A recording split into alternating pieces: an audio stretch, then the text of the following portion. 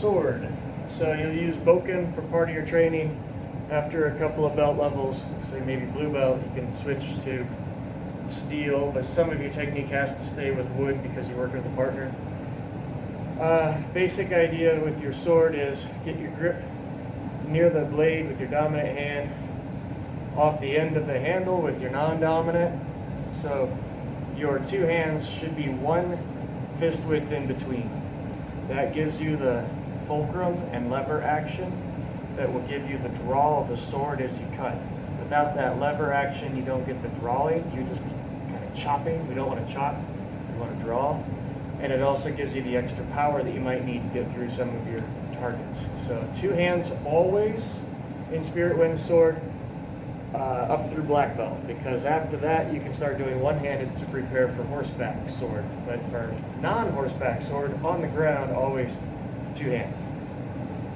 Always on the center line of your body, so from your nose to your navel, straight line. Tanjon is behind your belt, so your sword will be at your tanjon, and you're going to look just over the tip of your sword for your middle guard. Your hands will switch, but you'll still be down at your tanjon for your low 1 point and low guard block. So here's low guard block, low 1 point. Middle guard block still at the low 1 point. Make sure you aren't touching your body with your arms or your sword. And then your high 1 point is the center of gravity of your blade over the axis of your body, and angled at roughly 45 degrees. You're looking under your bottom hand. Remember your posture. One of the first things we do is our meditation. So remember your posture is balanced both sides, shoulder blades back, chin up.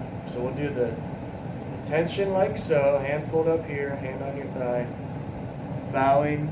You exhale as you bow down, inhale as you come back up, and keep inhaling all the way to your high center.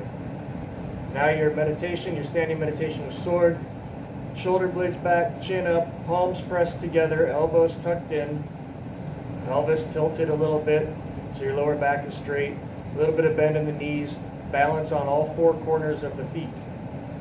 When you do your cycled breathing, it's in through the nose and out through the mouth. Drop your tongue to exhale, but lift your tongue to the roof of your mouth for the inhale through your nose. On an exhale, you'll move down to your middle guard block. Again, don't rest your arms on your body. Do a few cycles of in through the nose and out through the mouth. On an exhale, you'll drop to your low guard block. Again, don't rest on your body in any way. After your few cycles of breaths, on an inhale, the tip comes up. Always match your breathing to what you're doing. After a few cycles, on an inhale, it comes up to your high center. Again, center of gravity of the blade over the axis or the crown of your head. You can go through that a couple of times if you like. I like 3, 5, or 7 breath cycles, somewhere in there per position. And when you're finished, it's exhale into attention, keep exhaling into your bow, and inhale as you stand back up. All right, from there, let's go into our strikes. So our cuts with the sword, start with your dominant hand, so your dominant foot forward. Come back here. Do your down, do your up, turning toward your tanjon. So in this hamni kind of position, I'm turning that way, away from my lead foot. Recenter over the head. Hands stay on the center line, so I'm actually facing over there while I'm cutting over there. I don't want to have my hands leave my center line. They stay with me.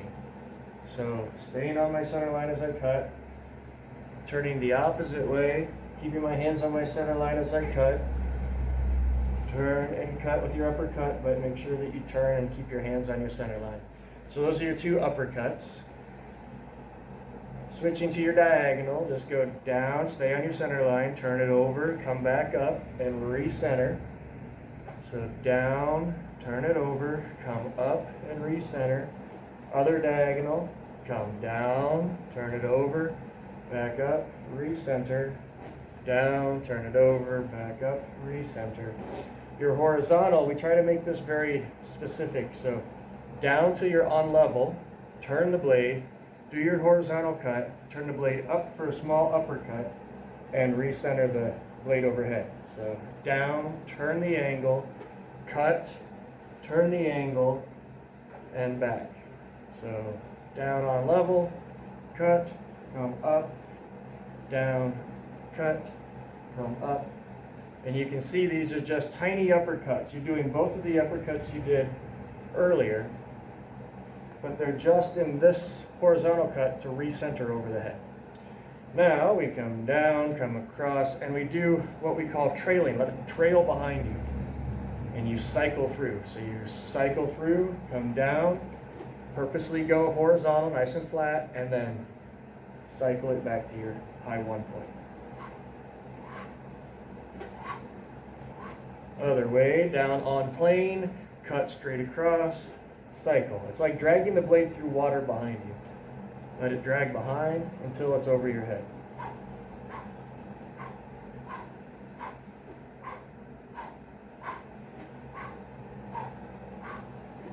All right, so we got both diagonals. I guess that means we're on to thrusts. Go to your middle guard. You're going to drop the tip below the chin so you can thrust up under the chin. So draw like Hoppo, thrust under the chin, draw back, and then push this hand down. You'll be back to your guard block looking over the tip of your sword. Next position, drop it clear down under the sternum, draw, thrust, back, and again go back to your guard block. Low position, stamping something on the ground, drop your tip all the way down to your angle you want, draw, thrust, draw, guard. Those are your basic cuts. This is the position when we're not actually using the sword, we're taking instruction. More formally, your baro should look like this, but if you're kind of casual, you still keep it like this rather than like this. And rather than holding it out where it can be dangerous, we just turn it in, hold it near ourselves. All right, so after all the cuts, there's no kicking in the sword curriculum. Don't kick with your sword. We don't want to do that. So then your bag work, just do the cuts in the different angles and with the different undo that make the cuts work. When you do your sword cuts, you're going to want to imagine your target, and if you have a body opponent bag, use it for neck, pectoral, latissimus, your traps. So find all the different places where the sword fits the best. You want to fit between the bones, right? So between the floating ribs and the pelvis. You want to fit like the joints. You want to sever the joints with your sword. So you're going to go like Achilles tendon in the back of the knee, front of the knee. You're going to go to the front of the hip through here. You might do the back of the hip, right where your butt comes to your leg, your leg comes to your butt. So think about your targets and think about how you're best affecting those targets. Another thing that we didn't cover yet on the video about your sword is your three sections. Your first third is for off balancing. You're going to use this part of your sword to push into the person. You're not actually trying to cut, you're trying to off balance, pushing the person at strategic points. So the hip forward, the shoulder back, into the neck and around. So you know how to tip and turn by this point in your training. So tip and turn with the first third of your sword. The middle section of your sword is for blocking. So when you are blocking another person's sword, use the middle section.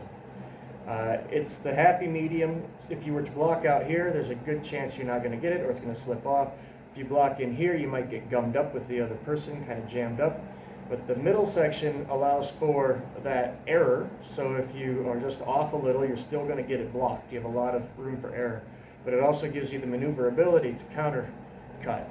You want to block with the middle third of your sword against the last third of theirs. So when the attack comes, I want to catch that attack in the middle of my sword, but near the end of their sword, and then do my second level blocking and counter cut.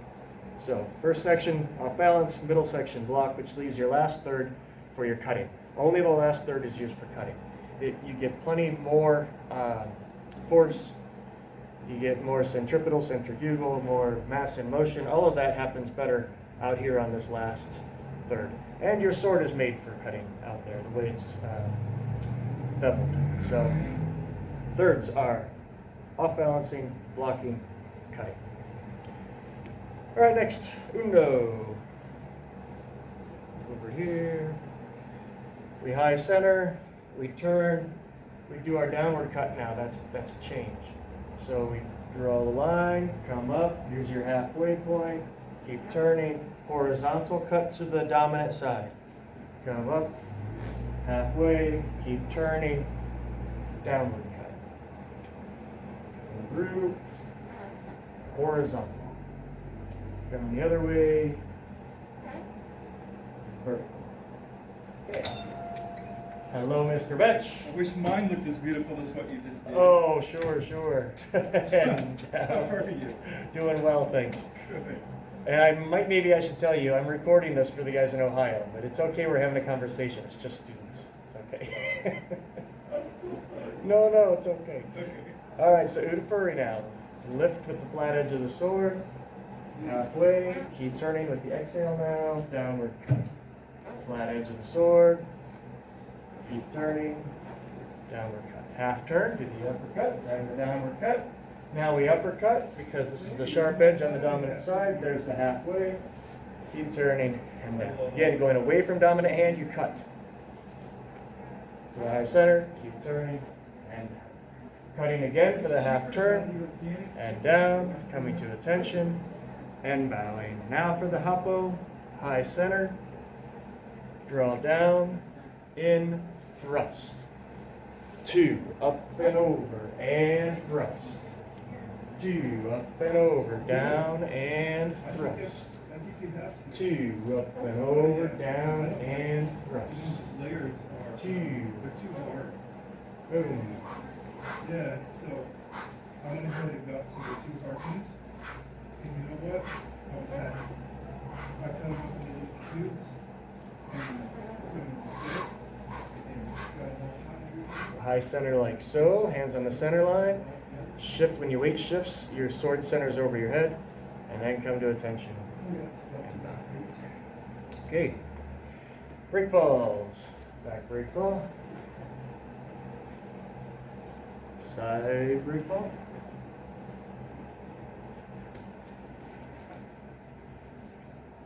Barrel roll.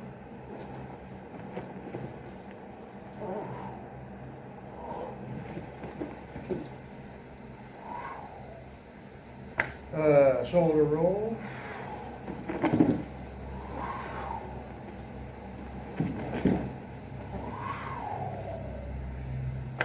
Shoulder roll, slap out.